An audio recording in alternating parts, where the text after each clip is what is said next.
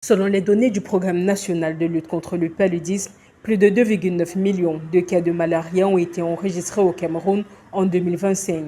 Par ailleurs, à elle seule, cette maladie a représenté 26% des motifs de consultation dans les formations sanitaires, avec 1261 décès répertoriés.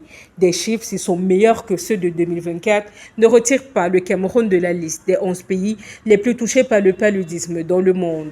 Pour les acteurs de la société civile, ce tableau noir est lié à des dysfonctionnements dans la stratégie de lutte contre le paludisme. Sur 10 femmes qui nécessitent des MILDA, il n'y a que 6 qui en ont. Il y a des sites aujourd'hui qui n'ont pas de traitement des enfants de 0 à 5 ans qui sont en rupture et certains sites qui ont plutôt des surcoûts. Vous arrivez, on vous demande de payer entre 1500 1800 et parfois plus. Il n'y a pas une véritable mise en œuvre effective de la gratuité. La société civile identifie par ailleurs des problèmes de coordination au sein des programmes destinés à la lutte contre le paludisme. Il y a le programme national de lutte contre le paludisme.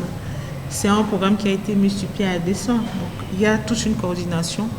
Dire aujourd'hui qu'il y a des sites qui ne sont pas approvisionnés en intrants, qui n'ont pas de MILDA, je crois qu'il y a un souci au niveau de la coordination. Pour ces acteurs de l'espace public, le gouvernement gagnerait notamment à vulgariser les instruments juridiques pour leur meilleure application. En plus de ce qui a été fait sur la couverture santé universelle, la priorisation en matière de prise en charge chez les couches les plus vulnérables que sont les femmes enceintes et les enfants de 0 à 5 ans, il faut aussi faire une grosse sensibilisation sur les textes et lois. Au-delà de tous ces aspects, la lutte contre le paludisme est également handicapée par des problèmes de financement.